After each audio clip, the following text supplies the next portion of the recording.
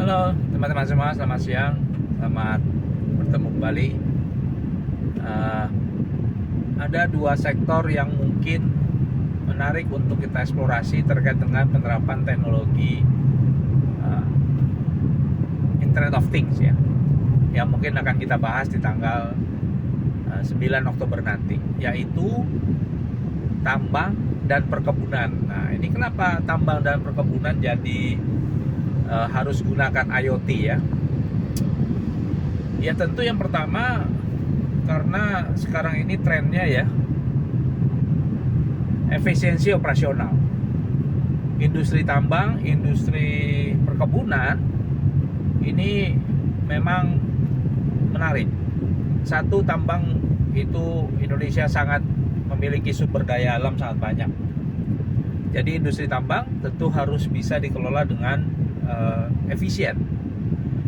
Nah, efisiensi operasional menjadi salah satu isu yang penting di dalam industri tambang.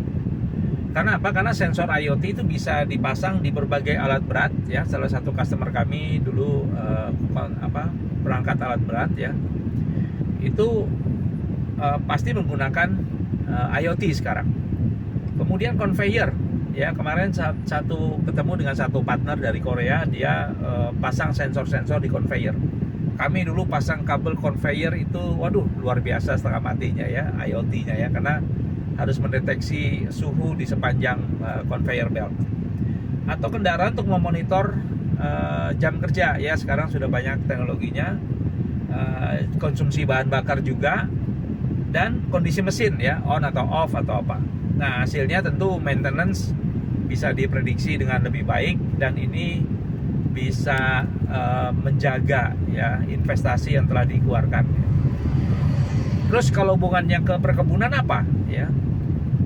Perkebunan, oke, perkebunan ini Indonesia punya di mana-mana, bahkan banyak hutan beralih fungsi jadi kebun, dan investasi yang dilakukan juga tidak sedikit rupanya ya, karena merubah menjadi kebun itu juga jangka panjang investasinya.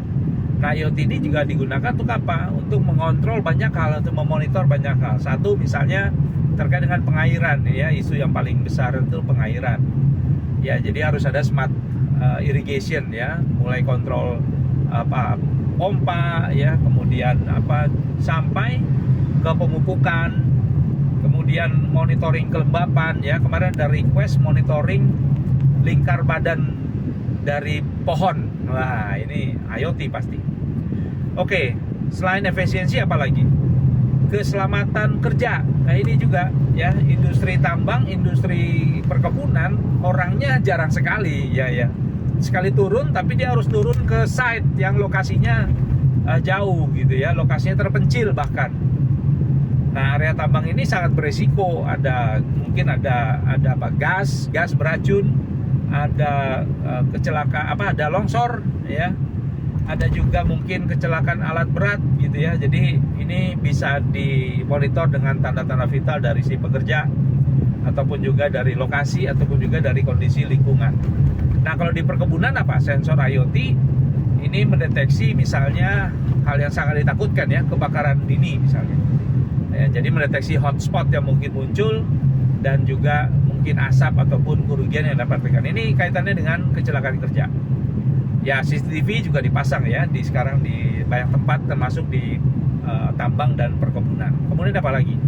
Tentu dengan adanya IoT ini akan mendukung produktivitas dan kualitas ya. Karena apa? Karena perangkat-perangkat yang digunakan untuk mendukung operasional ataupun kegiatan penambangan misalnya, ini bisa dimonitor ya, dan mereka akan digunakan untuk mengurangi waktu idle ya, dan meningkatkan volume. Mungkin bisa diukur volumenya kan, banyaknya volume yang diangkut di dalam ini.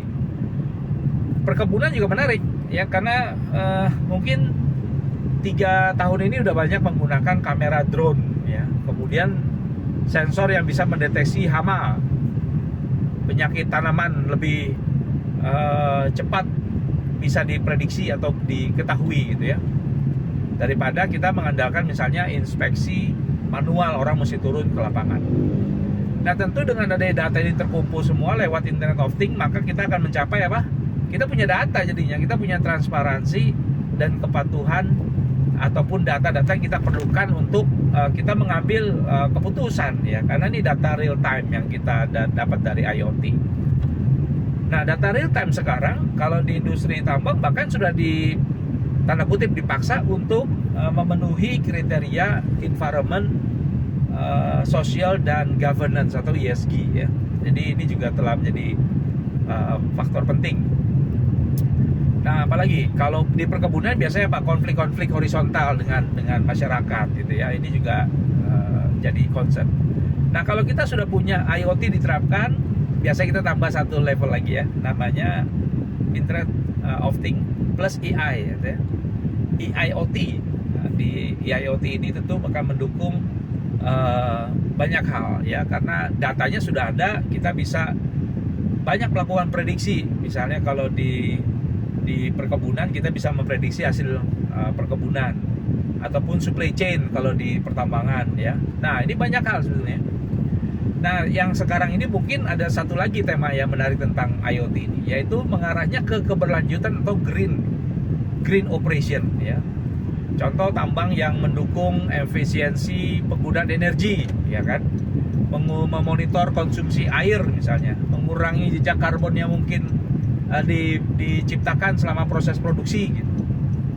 Demikian juga dengan perkebunan ya, udah industrinya green, perkebunan kan pasti hijau. Industri yang green juga tentu harus didukung oleh praktek yang mendukung apa namanya sekarang, precision agriculture. Jadi benar-benar ini untuk bisa menjaga hasil maksimal ya dari kebun yang dihasilkan.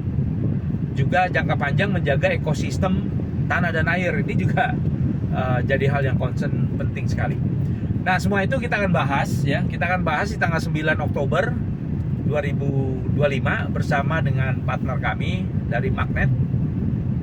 Kita akan berbagi tentang penerapan Internet of Things di perkebunan dan pertambangan ya. Saya nantikan teman-teman bisa hadir ikuti kegiatan kita di tanggal 9 Oktober, sejam saja, jam 2 sampai dengan jam 3. Saya nantikan teman-teman bisa hadir di sana ya. Saya tunggu kehadirannya. Silakan daftar ke 521talenta.myr.id ya, .myr.id ya, atau 521talenta.com. Saya nantikan semua di sana di dalam kegiatan kita. Terima kasih.